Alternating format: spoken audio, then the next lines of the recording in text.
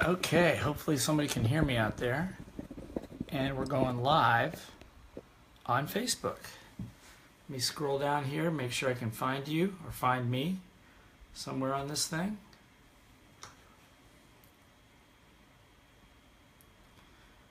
Let's see here.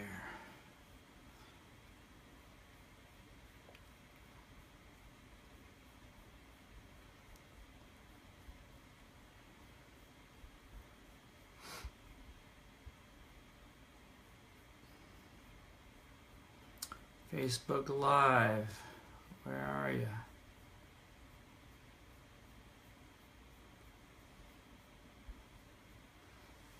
Well, just excuse me. Let me try to.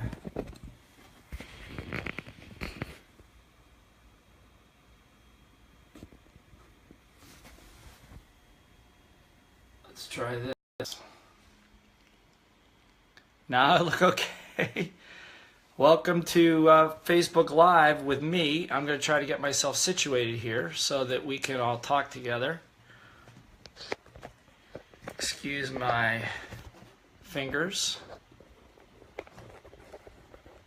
Here we go.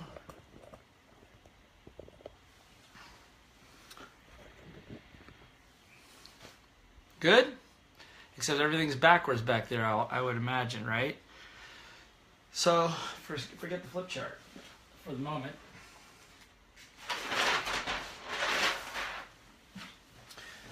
So, welcome to Facebook Live, and it's good to be with all of you. It's good to be doing this medium here. I'm a little bit of a novice, so until I get myself situated here, hopefully you'll be patient with me.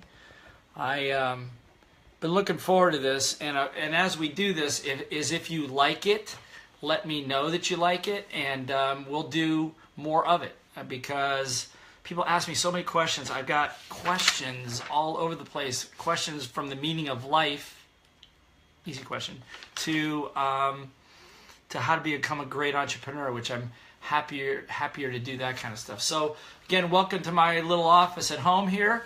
Let me gear this down just a little bit. There we go.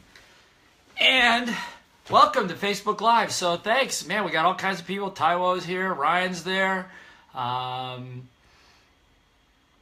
Aldo from Panama is also here. I said, so great. Thanks, you guys. And shooting questions. Rachel's working with me on the live shot, and I'm here for the next 45 minutes or an hour to just answer some questions. And if this works, somewhere through this thing, say more of this. Give us a comment of more of this. So I'm going to start off. The theme for today is I'm going to be talking about a couple of things. I'm going to be talking about this book here, More Important Than Money. Book that was written by Rich Dad Advisors, myself, and Robert, as what does it take to be a great entrepreneur. So we're going to be doing some of that. And talking about some questions that you had asked on a prior promotion where I promised that I would answer some questions. So first thing I want to do is to say thank you. Thank you for being here. Thank you for taking the time out of your days, and just make sure that if you're driving, you're not looking at me, that you're maybe listening but not looking at me. We don't want to create any fatalities out there. But thank you for your commitment to yourself. People ask me, well, who's in your community? And really, if you're watching this right now or you're referring this to somebody else, here's what we know about you, is that you have completely, totally, 100% bought in to a life and a lifestyle of personal development, growth, and training. Now, a lot of people say, well, yeah, I'm into personal development, but you guys know that if you're into personal development the way we are in personal development, it permeates every cell, every pore, every breath of waking existence. There's not one thing that happens to you. There's not one thing that happens to you that you're not going, what's the lesson there? I know there's a lesson here someplace, right? So I know that, and the truth of it is, you're awesome. And that's who you are, and you represent less than 1/10 of 1/10 of 1/10 of 1% of the people that are out there that say they're in personal development, right? So thank you for being here. So that's number one. Number two is there are three general categories that I want to talk about, but I'm going to start with. But based upon what you're sending me, I'm going to do my best to answer as many of your questions as you can as you comment them into me. Okay, so do your best. If you've got some stuff to send, already somebody said they want more of this. I haven't even heard any of the content yet. That's good. So thank you, Amani. I appreciate that. 3 categories. First category is the area of team and who you surround yourself with. Second because obviously people ask me, what are the most important pieces? And when we wrote this book, More Important Than Money, and by the way, this is probably looking backwards to you, isn't it? Okay. Anyway, More Important Than Money is in the book. It's an amazing book because Robert asked all of us to write answer a few questions to preface each section of the book. So each of the advisors has a section. Is what'd you learn most about business? What'd you learn in school? What was your biggest learning experience, your biggest win? And just to read about Ken McElroy and Tom Wheelwright and Robert, myself and Kim and everybody, and to read our stories, I mean, I was crying and laughing at the same time because the truth of it is we're no different than any of you. It's just that we're probably a little stupider than you in the fact that we, in the face of high risk, we went ahead and did stuff anyway. And so I think that's part of it. But I ask you to take a look at it because one of the subjects we're talking about is team and who you surround yourself with. Are they pushing you forward, pushing you back? And one of the things I mentioned in the book is that anything that I have ever done that's been successful, any place, any time in my life, has been with a team. And whether it was in high school, whether it was in sports, whether it was in business, in resurrecting successes out of failures, it was always because of the people I was with, never because of me alone. As a matter of fact, I was probably the one that caused most of the problems. And maybe you could relate to that. The other thing I wanted to refer to, obviously, too, is context. Is the context. And so what I mean by that is that I learned over the years that the context is more important than the content. In other words, the environment that you set up is always going to be more important than what you're selling, what you're offering, all of those things. And that if you can get that piece right, it makes all the difference in the world. So I am a big believer in keeping things really simple if that's possible. So and I'm going to start with the third category that I wanted to talk about, which is obviously your little voice. So if you guys don't remember what all that is, that's right here. And right in here is where that little voice lives. Okay, that's where the little voice lives. And it's that little voice that either makes you or breaks you. And so what I realized, what I wanted to lead with, is and this has been the biggest effect on my life, is that there are 4 basic fears. 4 basic fears that we all deal with as human beings on planet Earth. And certainly if you're in this business, if you're in this business of personal development, you're one of the people that is totally bought in to outrageous growth and personal development growth, and that everything in your life is a lesson, and there's opportunities to learn everywhere, and you spend most of your waking hours whether it's at work or at home in a workshop of your own, then you know what I'm talking about. There are 4 basic fears. And the first one, as we grow up in the very beginning, is the fear of pain. Fear of getting hurt, of touching something that's hot, or falling down, or skinning our knees and things like that. So when we go to walk or ride a bicycle, those are the fears that cause the risk in our lives. So risk is pretty physical, right? It's based upon you getting physically hurt. And that's a primal fear. That keeps us alive. As human beings, as Bucky Fuller says, we're born with no adaptive resources to keep us alive. We cannot stay alive. We're born naked and helpless. We can't feed ourselves. We can't keep ourselves warm. We can't move. We can't do anything. So we are a very helpless creature. So this fear of pain and death is a very real fear, and we learn to deal with that very early on. That's kind of in our DNA. As you get older, after you skin your knees a few times on the bicycle, you learn to manage it. Remember, we call this we call this little voice mastery. This is not called little voice eradication. You're not going to get rid of it. It's always going to be there. So you got to learn to master it and deal with it. So we learn to deal with it. You learn to deal with pain. You learn to practice. You learn how to take things step by step.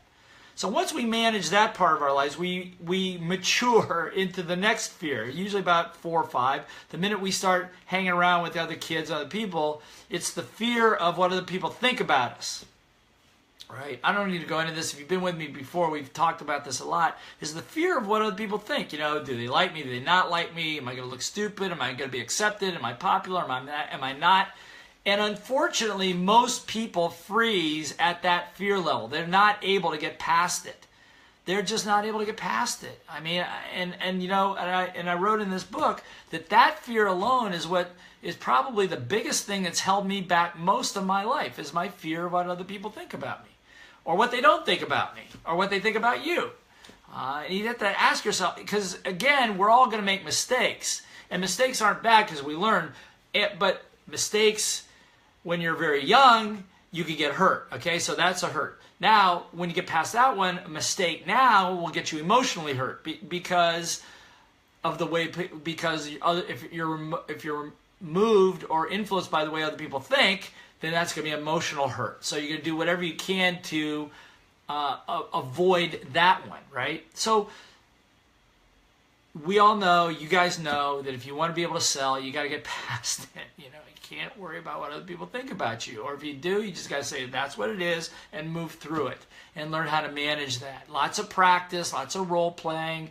Again, hanging around with people that support you in doing those things. And if you're going to be successful in business, you're going to have to get through that one and deal with it. If not, you will not sell, and you will sell, but you won't sell well, and you won't be able to build a business. Okay? So that's good. That's fear number 2. Now, fear number 3 is a little trickier. And those of you that are entrepreneurs right now will know exactly what I'm talking about. And that's the fear. Once you've learned to manage the fear about what other people think about you, the next thing to confront, the next thing to be able to deal with is your fear of letting other people down. I'll say it again. The fear of worrying about what other people think ultimately gets replaced by not wanting to make a mistake, because if you make a mistake now, it's not so much what people think about you, it's going to be, how is this going to affect other people? Is it going to affect my business, my family, my wife, my husband, my kids, those kinds of things? And if that just struck an emotional tone, then you know what I'm talking about. And congratulations, by the way, because you've moved to a higher level of maturity, as I would call it. And that is, it's not so much about me. It's about my team. It's about my family. It's about my community. Do I have the effect of helping them, or am I hurting them? And you know, I know that in building my businesses, and to this day, that's a fear that permeates some of my decision making. Can I, if I make a mistake now, it's going to hurt other people, or something like that. So that's the third fear. So again, it comes with responsibility. It comes with ownership. It comes with leadership. I think there's not a leader on the planet, a good leader anyway, that doesn't have that kind of fear. And if they don't have that fear, then that's probably somebody you want to worry about a little bit. The fourth fear, and the final fear, I mean, there's way more than this, but in my estimation, as you get past that, or not past, but learn to manage it, learn to master it, not to be debilitated by it.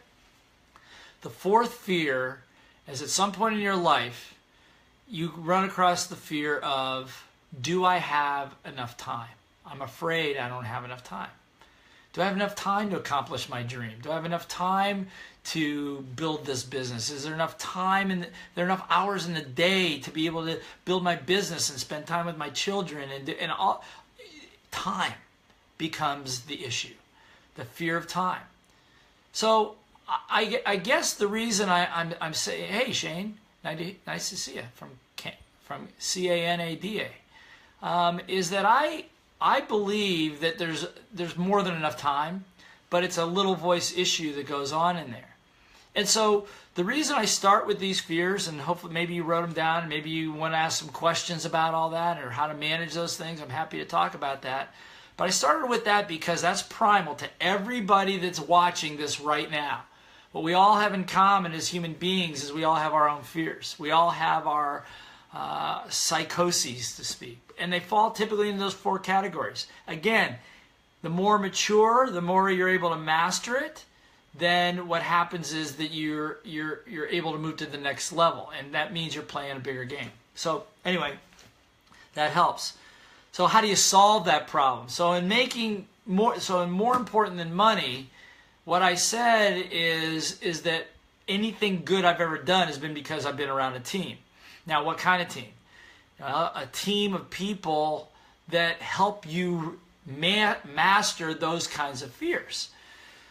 So, for example, the reason I love being a Rich Dad Advisor is because hanging around Robert and hanging around Ken McElroy and Tom and Josh and Garrett and Andy and Darren and all the rest is it because they're not going to give you any time to worry about that stuff. They all have the fears too, but they're going to keep pushing you to move on, get through it, just get to the other side, and no matter how bad you screw up, it's always going to make for a great story later, right? Because that's the advantage. As teachers, which most of you are, your learning experiences become just that, learning experiences, so that you can teach others how to do it. So I wanted to start by saying that, again, with these fears, but that the most important piece, if you want to be a successful entrepreneur, in my opinion, is the people you're going to surround yourself with. And certainly I am not the first one to ever say that.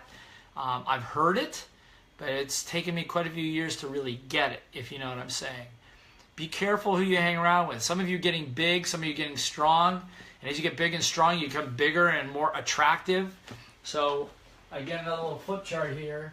Is that what happens is that this is you, okay, and this is how big you are. As you get bigger, you start attracting more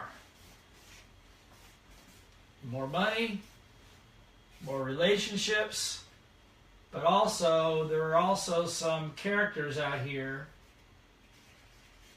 that may not be your best friends out there. It may not be your best friends out there, right? So the thing is as you get bigger, you got to be very, very careful of who you hang around with. Are they there to support you? Oh, from Israel.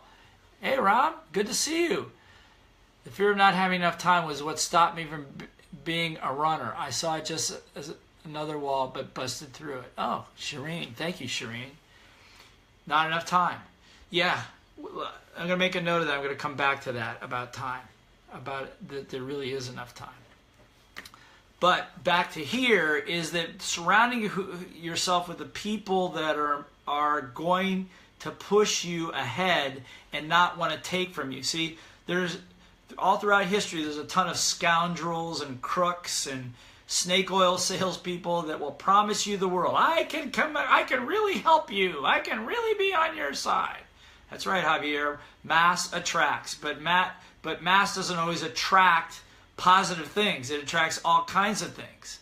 Okay, so it's like you want to be very careful when those people start coming in, is to know when to deflect those and leave those people to the side and attract the people that truly want to support you for the right reasons. That's a big warning sign. That's why with the advisors, it's really very powerful. That's why with our Blair Singer Training Academy group, all operating off of the same code of honor, it makes life so much easier to know that the people you're talking to, working with, joint venturing with, making money with, playing with, investing with, all of that stuff that you know there's a certain level of trust and a backbone of philosophy that we can all operate by. And you need to create that in your life and have that in your life, or join or become part of a group where you can trust that and make sure that it supports who you are, what your message is. Every one of you've got a message of some sort to deliver to the world, and you got to make sure that people are supporting you in delivering your message, not in you delivering their message necessarily. At BSTA, I love when people support us by delivering my message, but my thing is I want help you deliver yours, because that's what the world needs. It needs more of you, not more of me. It needs more of you guys. So that's the thing. Create a network, create a community of people around you. Even if it's only 2 people, that's fine. That's better than nobody.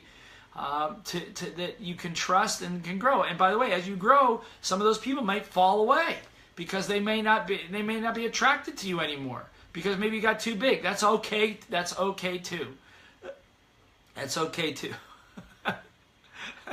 I have to laugh because I have a CNN news feed that comes through, and just what I said, that you got to be able to leave some people behind. I just got this thing that Donald Trump just got rid of 2 more people off of his team. So that's kind of interesting that happened the minute I just said it. So that's the piece about teams. Surround yourself with the right people. And hopefully what I've said it helps you understand who the right people are and who the right people are not. Let me look at some of these comments. Speaking of code of honor, I'm going to get my team to set up a code of honor. Keep watching Blair to keep motivated. Okay, it also can help to decide where I'm positioning my product. Nice to see you. Got to know about Rich Dad Books. Okay, nice to meet you. Well, welcome. By the way, that's Ernest Asasi. Well, thank you. Welcome to the community. So, yeah, having said that, as somebody just mentioned, code of honor. Who was it that said that, by the way? That was Amani Saeed. That's right. So Amani, as you said really well, is that once you have your team or have your group, or even in your own marriage or relationships, what's your code of honor? What are your set of rules? What are your values?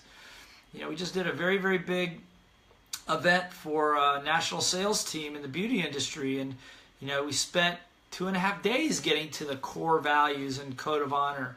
And now that that's in place, now we can do the training. Now we can go out and make goals happen because everybody's of the same mindset. And the people that don't want to do that, then they'll leave the team, and that's okay too. And they'll make way for other people that want to be part of your team.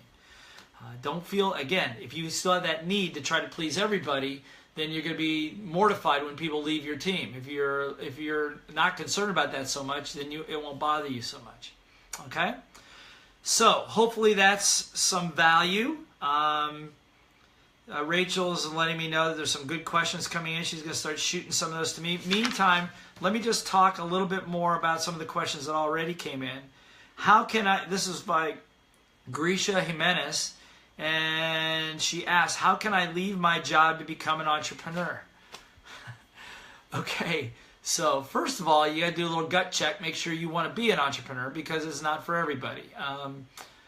Are you okay with making a lot of mistakes? Are you okay with being a genius in one moment and being broke in the next moment? Because if you're not up for that, I don't know if anybody's really up for that, but if you feel you can weather that storm, then you know what I'm saying. Then you're good to go. And again, make sure you got yourself an advisor team, a good attorney. A good lawyer, a good accountant, a good bookkeeper. By the way, a bookkeeper and accountant are not the same thing. Make sure you have a bookkeeper. If you want to be an investor, an entrepreneur, even if it's only part-time, you must have a bookkeeper. Okay? Some other time we can talk about that. Not you, and it's your bookkeeper is not you, and your bookkeeper is not your wife or your husband or your sister-in-law. It's somebody that's a real bookkeeper that has no emotional interest in you. Okay? Got to have a bookkeeper. And right, and you got to have a good banker, a lender if you're going to be in that kind of a business. So you need to have yourself a good team. So how do you become an entrepreneur? I'm going to give you the person that was always afraid of what other people were going to think about them approach. Okay? And maybe that you can relate to this. Okay? Is that the approach is don't jump off the end of the cliff. Try it part-time first, okay? If you're going to do a business, don't quit your day job just yet. You're going to learn to burn the midnight oil no matter what, okay? So get used to it now and start burning the midnight oil, but working on your project and see if it has some traction. Do a lot of testing and measuring of whatever your product is that you want to offer. A lot of people say, I just want to be an entrepreneur. Well, that's pretty stupid. what is it you want to do as an entrepreneur? Do you want to sell a product? Do you want to market a service? Do you have some injustice in the world that you want to correct? Do you have some kind of a game or a vision of what you want to do? Start with some. It's not that you're going to stay with that product, not that you're going to stay with that goal. I mean, I started with a surf shop. I mean, I didn't ever figure I was going to be in a surf shop for my entire life, but I figured it was a place to start. It was an easy place to get started, and it was a product and a service that I liked. I was an avid catamaran sailor, raised Hobie cats and Prindle cats, and we had a surf shop where we sold those boats, and so it was a lot of fun. And we were able. I was working for Burroughs as a sales rep, and I had the surf shop at the same time. Robert did the same thing. That's how we met. You know the story is that I was working my surf shop part-time, and he had his Velcro nylon wallet part-time. He was working for Xerox. I'm working for Burroughs, and we met in my surf shop. And as he was trying to sell his nylon wallets and do one of his first licensing deals. And we became great best friends, and we now, we were just bums in Honolulu at the time, and now we do business in 30, 40 countries around the world. So whatever your vision is doesn't need to be the vision, because if you would have asked me back in 1982 when I met him, if I was going to be teaching and being on there was no Facebook, but to be teaching, I tell you, you're crazy. There's no way I was ever going to do that. I didn't even know what business. I just knew I wanted my own business, but pick something that you like, something you got some knowledge about, something where there's a need, find a little niche and just get started with it.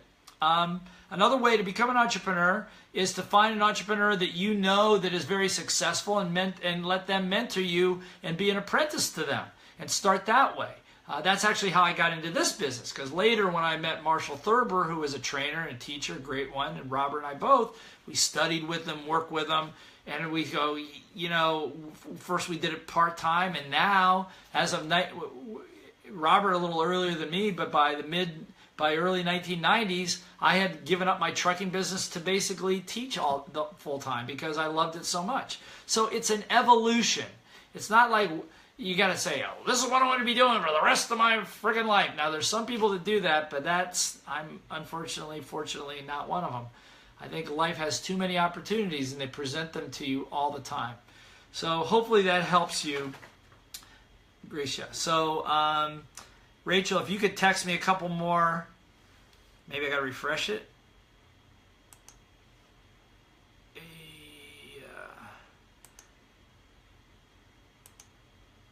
Okay, here we go. Alyssa Kate, what if you don't work with a team?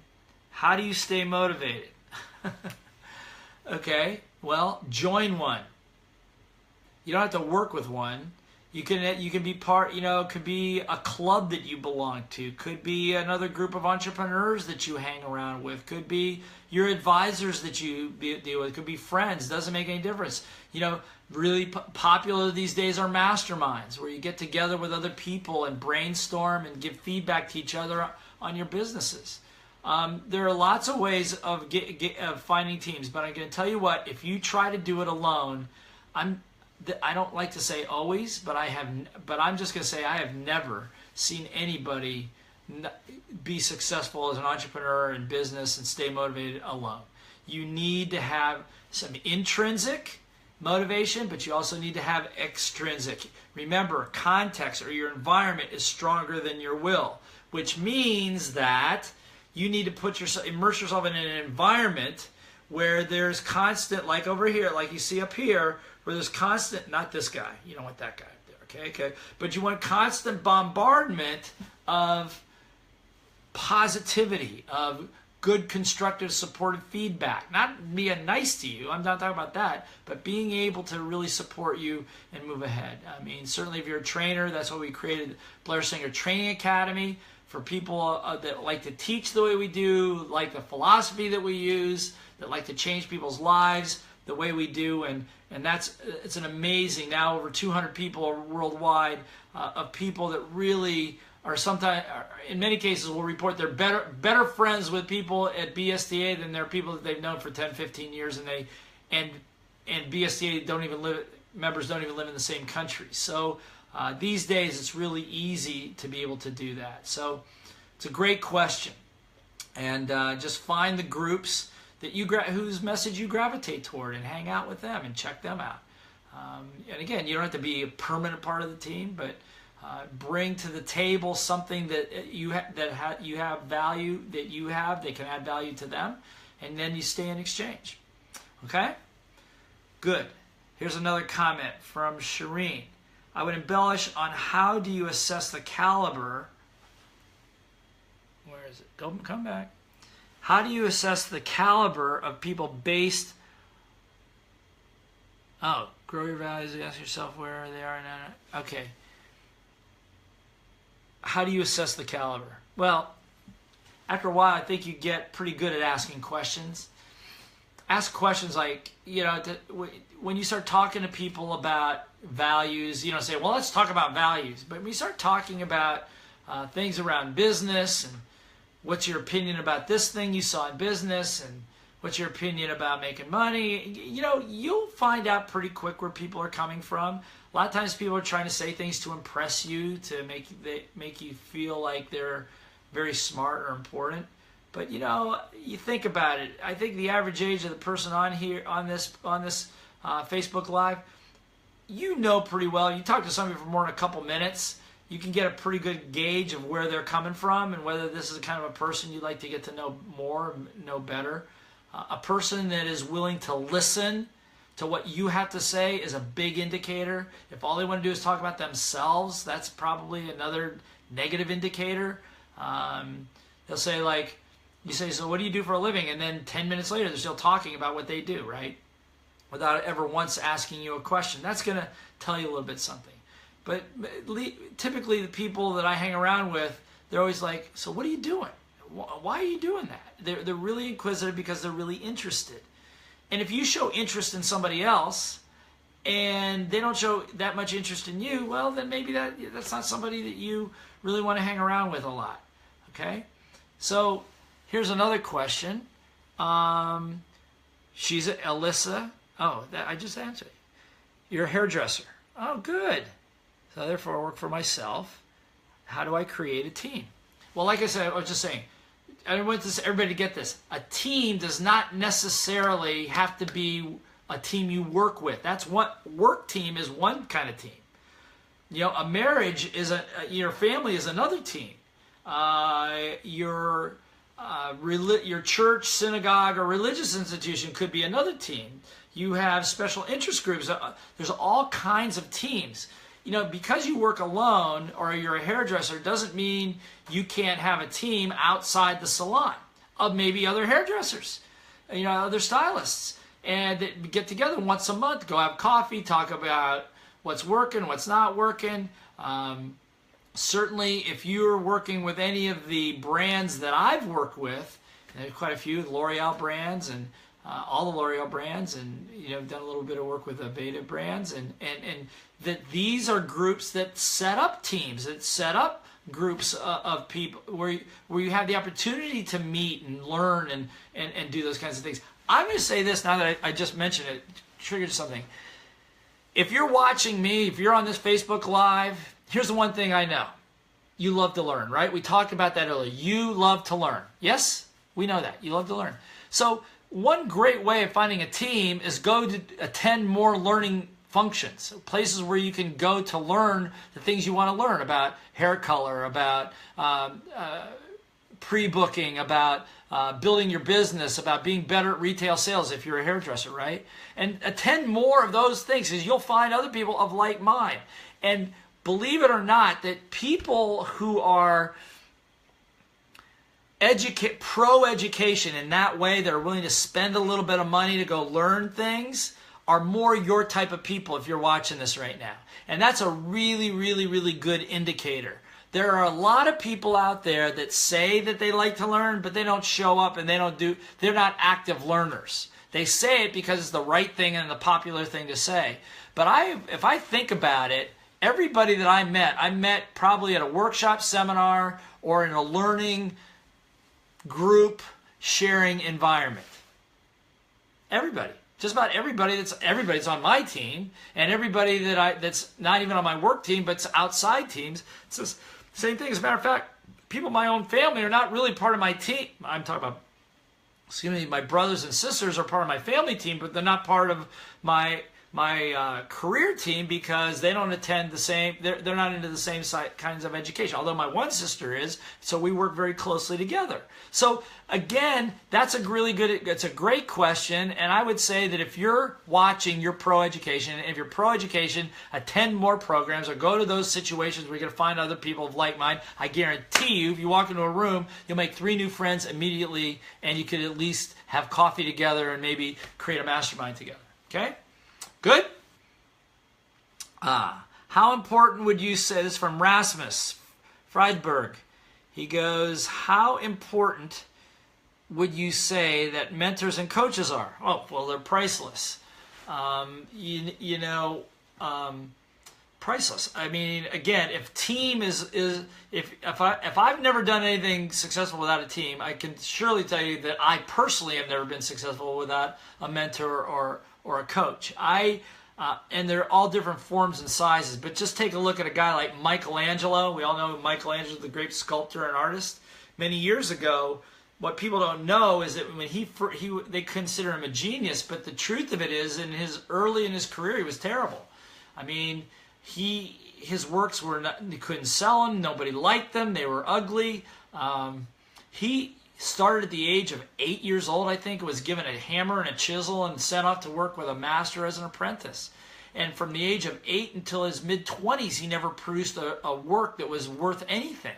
It wasn't until later in life, after he had worked with a mentor for many, many, many, many, many years, that he finally began to perfect his craft after a tremendous amount of practice, but a tremendous amount of mentoring and coaching. So anybody that you've ever seen that has been recognized to be genius has had more than one mentor in your life. And by the way, you don't have to have just one. You maybe have a mentor in business. You maybe have a mentor in investing. You have like for me, Ken McElroy is he's a Rich Dad Advisor, one of the co-authors of More Important Than Money. He's written several of the Rich Dad Advisor books. Dear friend, business partner, and mentor when it comes to real estate investing and raising capital. So, and when it comes to relationships, my parents were great mentors to me of how to have a successful and happy marriage. And so, and Mac Newton is, you heard me talk about Mac, go to macnewton.com, check him out. But 2-time world champion in Taekwondo, has a Super Bowl ring, World Series ring, conditioning coach to the most famous athletes on the planet. And he's my coach. And I pay a lot of money for that, but it's worth it because I'm healthier and I'm stronger and I'm in better shape than I've ever been in my entire life. Even when I was an athlete in high school, I'm in better shape now. So I have always sought out, and here's the deal. If you're going to go for mentors and coaches, I'm a big believer, but here's what I want to say to Rasmus. Don't go cheap. Don't go cheap. Don't go cheap. In other words, find the best and study with the best. Even if you don't have the money, find some way to get the money, because it's a way to be coached by a coach who has not been successful in their own right is a waste of time. To work with somebody that portrays himself to be a mentor but is in such a narrow slot that they can't help you. I could, maybe in another session we could do a little Blair more unplugged, when I would just kind of create havoc with half of the people that are in the personal development world out there that profess to be mentors in certain things, and they're really not, because they're not able to really mentor people from the perspective of a mentor is somebody that kicks you in the butt and picks you up, dusts you off, tells you this, that doesn't give you answers, forces you to get your own answers. I have always been blessed with mentors and coaches that have always kicked my butt. I mean, really hard. And maybe it's because I learned better that way. I don't like it necessarily, but Mac pushes me hard. Marshall pushed me very hard. Robert is a mentor to me in many respects, and he pushes extremely hard. We push each other. I push him, he pushes me. So I like that kind of thing. I don't like it at the moment, but I like it because it's going to make it's going to make me better. I was with my son over the weekend and in Florida, and he plays football, and he's a wide receiver, and they had a really tough game, and they ended up unfortunately losing the game by 1 point. But through the whole game, they only passed through the ball maybe 3 or 4 times, and they never once threw it his direction. And he was very frustrated because he really wanted to help. He really wanted to do something. And he just I said, and he was saying that my coaches are this, coaches. And I go, look, your coaches. Everybody has to get better. Your coaches get better. You get better. Everybody gets better.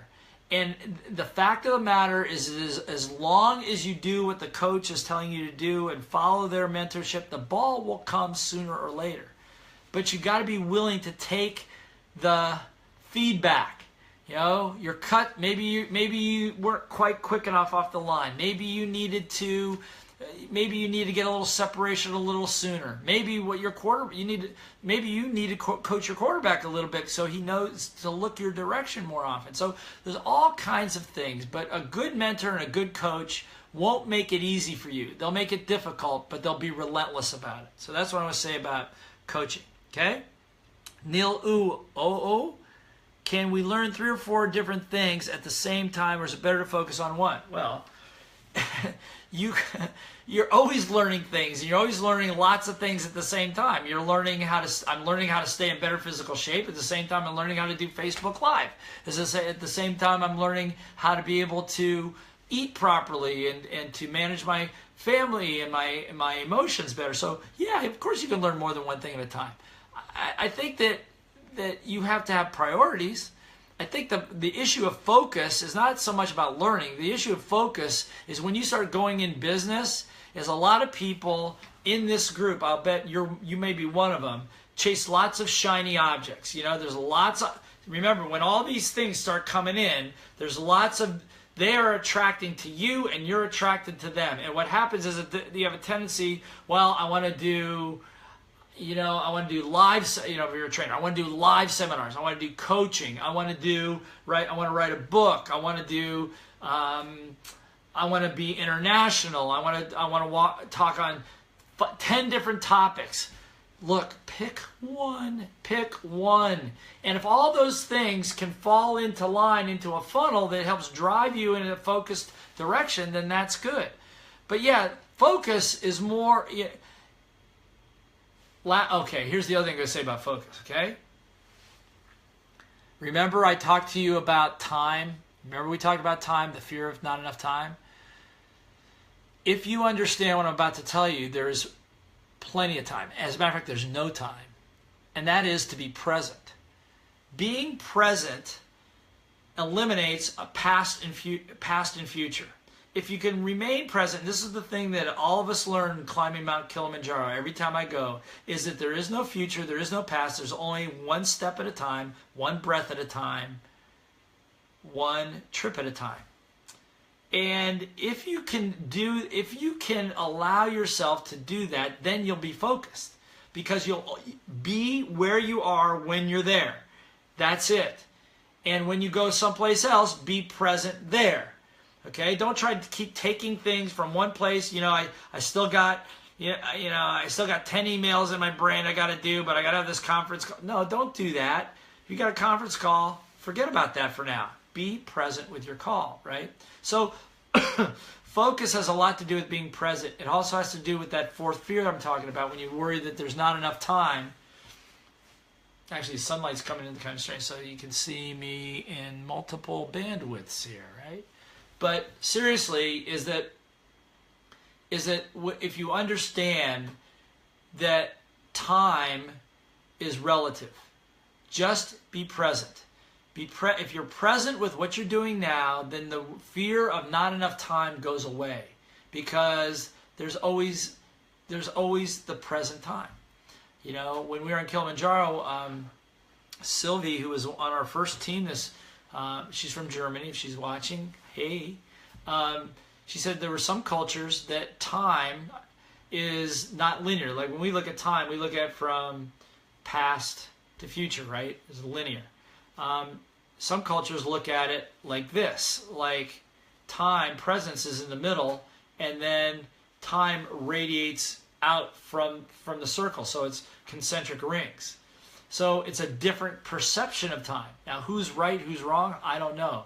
But what I do know is the reason I keep going back to Kili, it's a once a year tune-up to get me really, really present so that I can stay where I'm at and be focused in that particular moment. Okay? Awesome. Let's see here. Another question from Lori Hurst.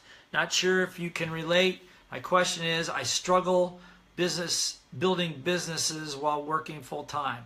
It's a challenge to find time. I used to talk about it. Energy and focus with split loyalties.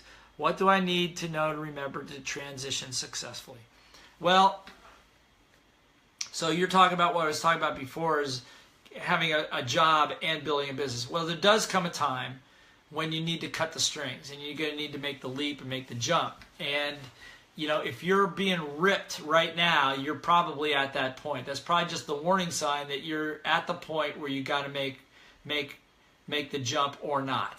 I suggest that, again, teams, because if you have a team that can support you in some of these things, people come to me and say, oh, I'm in overwhelm. I have too many things to do. I don't have enough time. When somebody tells me they're in overwhelm, what I know is they're doing everything on their own. I know that what's going on is that they don't have a team that's supporting them, and everything is on them.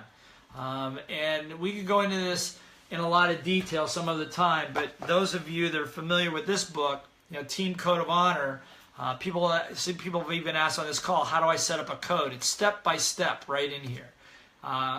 If you read one chapter a week, by the end of the fourth week, you'll have a code of honor.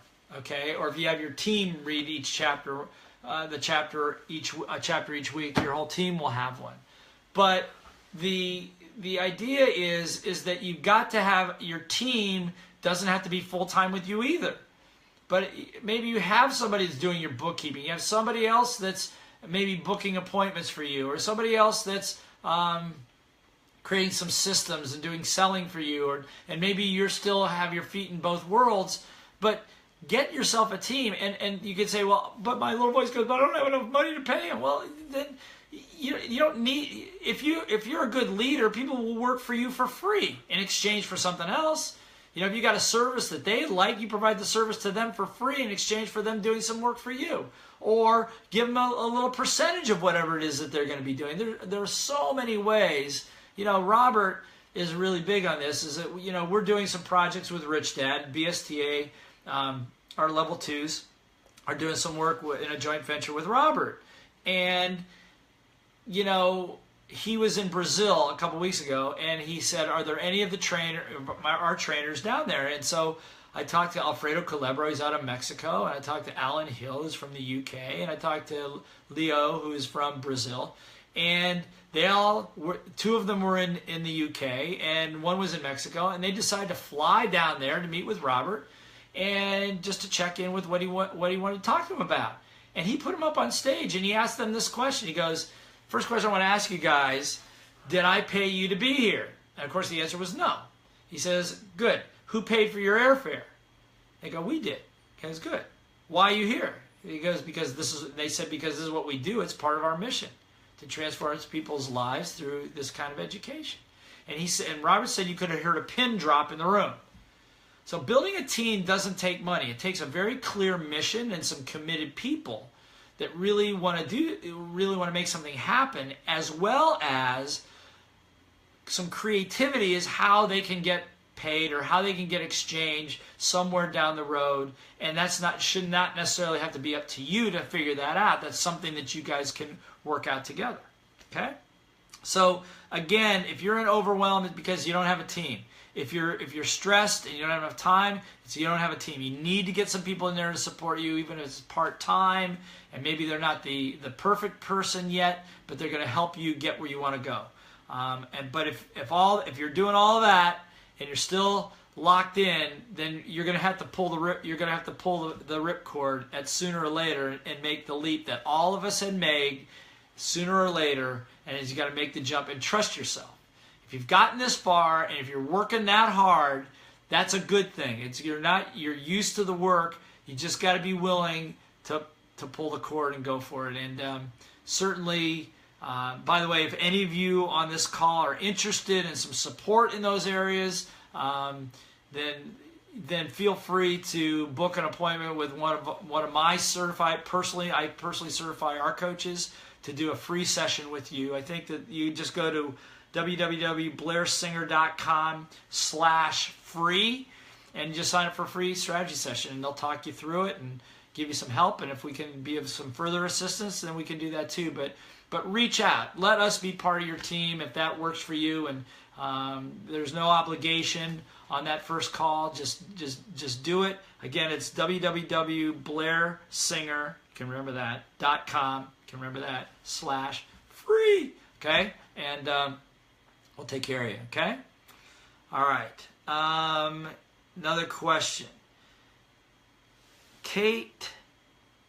Catherine, how not to lose the energy to negative people?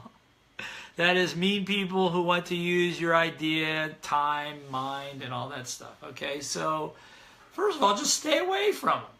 Okay, stay away from people. If people are, there's some people that you work on a team and they want to grab all the credit and they want to take all, and they want to be seen as the important one. Stay away from those people.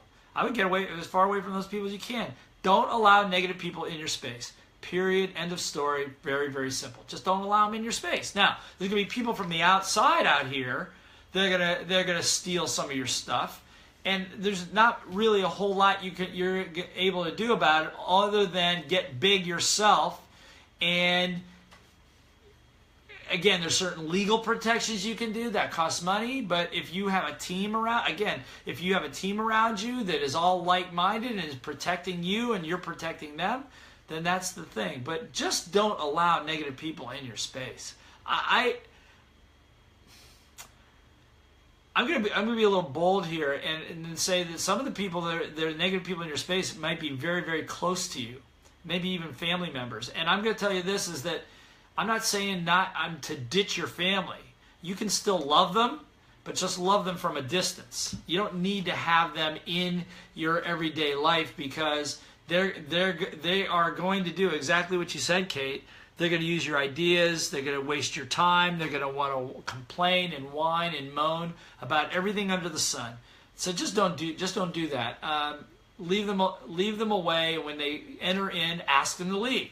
That's why you have a code of honor. You create a code of honor for yourself, so that people want to be part of you and work with you. They got to subscribe to your code of honor. Pretty simple. So. Now, simple to say, not simple to do, okay? It takes the willingness to be honest, truthful, forthright, tell people the truth. Say, look, you know what? This relationship's really not working. I really would prefer us to kind of break this off, and if maybe sometime in the future there's an opportunity under other circumstances, maybe, but for right now, this is not working for me, so I would just choose to part company at the moment. So that'd be my suggestion. Wow, shadows are getting pretty intense here. That would be my suggestion to you. How do you protect yourself from lawsuits? Claudia Martinez. Jeez, and liens.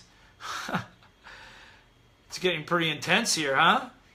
Well, that's why on your team you better have a good attorney. And you better have, if you have intellectual property, you want to protect it. Sales Dogs. This brand right here, that's a registered trademark. Right here, that's a registered trademark. It's protected in 30 countries around the world. This one right here, Little Voice Mastery. Not Little Voice, but Little Voice Mastery is protected all around the world. So when somebody goes out there using it unauthorized, I call an attorney and say, send them a letter and tell them to stop doing it. Now, you can't.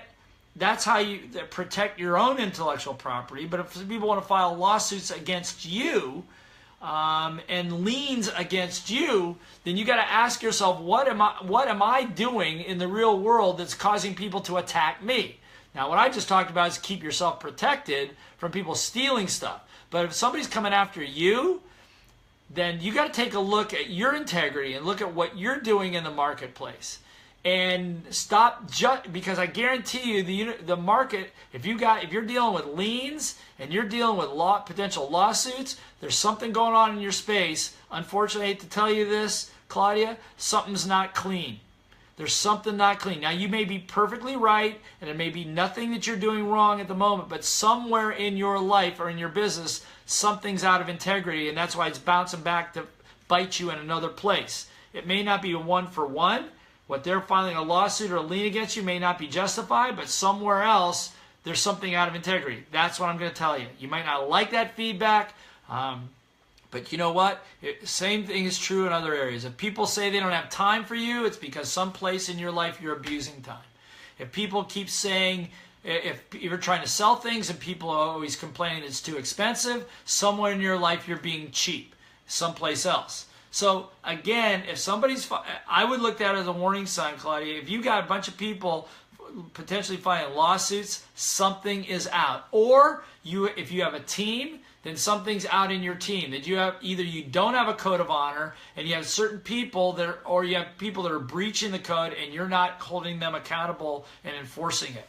And again, remember, you cannot enforce rules that people did not agree to first. So say, well, they're breaking the rules. Well, then I would say, well, show me the rules. Where did you write them down? Well, we didn't write them down. Well, that means you don't have them. And maybe you even have them, but you didn't get the people on your team to agree to them. You got to get people to agree to the rules before you can enforce them. So something is out somewhere in your organization, somewhere in your life that you need to get it cleaned up quickly. There's a whole formula for that. When you have a precipitous drop in your numbers, precipitous drop in your statistics, it means there is treason somewhere in your organization. And the treason could be you. It could be you doing something. It could be somebody on your team that you don't know about. But I would go in there, call a timeout, and start digging in there and try to find out what's going on in that organization that's attracting that kind of energy. On over here that's attracting that coming into you. Okay? Here's another question. So we're running a little low on time, but let me take this last one. Natalie Chiku, what would you suggest for me in the beginning of my future career? You trying to read? Okay, hopefully you're back. Good. So Natalia, God love you. As a sophomore in college studying business administration, that's good. Here's what I would do. Focus, make sure you understand accounting really well. That's about the best thing you're going to learn there, and immediately. Do not pass go. Do not collect $200. Go out and find an entrepreneur, somebody that can mentor you while you're going through this. Because in school, they're not going to teach you the things you really need to learn to be successful as an entrepreneur. But there are good things that you're going to learn there. You need to learn accounting. You need to learn the basis of economics. Economics, accounting, statistics, marketing. If your university has a decent marketing program, creativity, some liberal arts stuff, that kind of thing. But the most important thing is to find a couple good successful entrepreneurs that are willing to take you under their wing and show you a thing or two. Work for them for free in exchange for them teaching you. And if you do really a good job, they might even help you build your first business. I'm so glad you asked that question. Nobody ever asked that question. But that question is a multi-million-dollar question that will make you millions of dollars way before your other friends that graduate from university in business administration.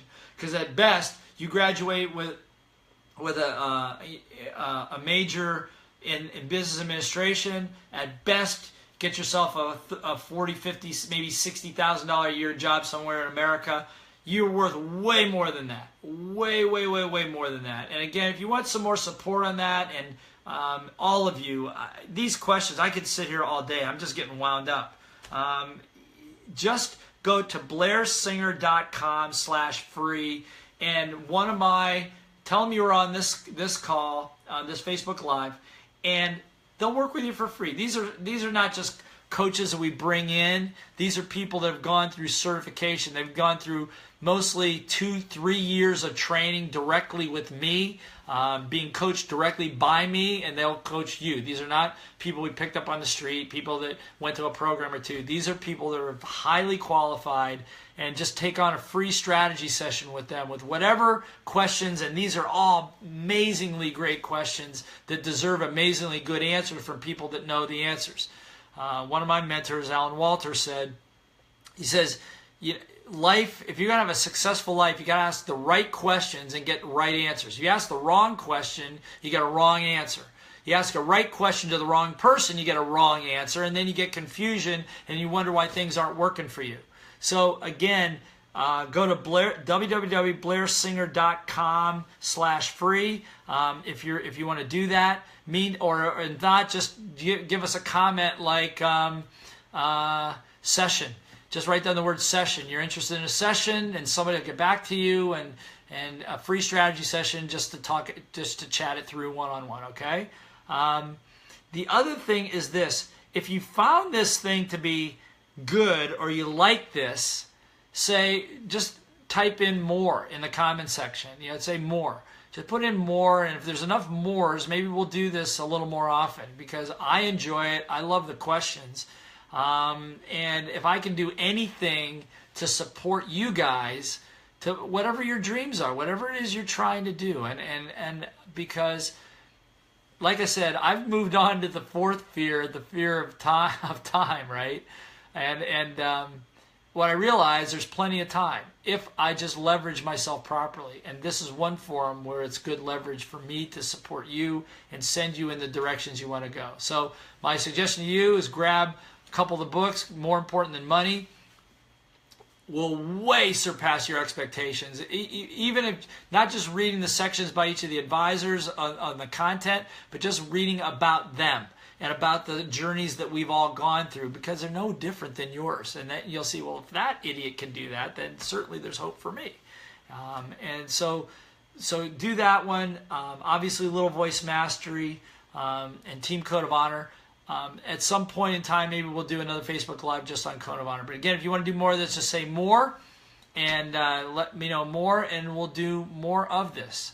Let's see if there's anything else. No, that's it. So I just want to say thank you. I didn't even get through all the questions that are here.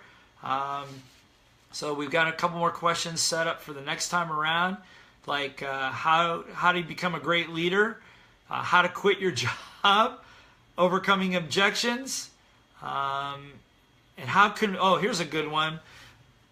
How can we control everything so we can be happy? Whoa, man, what kind of a question is that? That's from Serentip, and I can't pronounce the last name, so it looks like it's probably from Thailand. It's such a long name. But I tell you what, how can we control everything so we can be happy? I'm going to end with that one. You can't control everything. So you got to let it go. Your need to control is what's making you unhappy. Your need to control things is what makes you unhappy. Once you lose the need to control and learn to go with whatever the flow is, go with what the universe is providing for you, then what happens, you will be happy, because everything is a learning experience. Everything is a learning experience. And you didn't create this universe, and you're not running it. So don't try to control it. Control the moment that you're in, be 100% present. Okay? So I just want to really thank you guys for being here, for being on this call, for making this possible, for allowing me to spend some time with you. Hopefully this has been of benefit to you. I've come to some realizations. I've made even some notes for myself that I'm going to apply right away, and hopefully you've done the same thing. And the last thing is, if you got any value from this, let us know in the comments. But also teach what you learned to somebody else. It'll do two things. It'll reinforce it with what you learned, and it'll help somebody else who will help somebody else.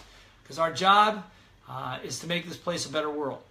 I truly believe that, and I'm truly grateful that you gave me the opportunity to support you at the same time. Okay? So I'm signing off for now. Hopefully we'll see you on a strategy session. Let us know if you want more of this by typing in more. And I love you guys. I really do. I just look forward to doing this again. Thank you. Be awesome.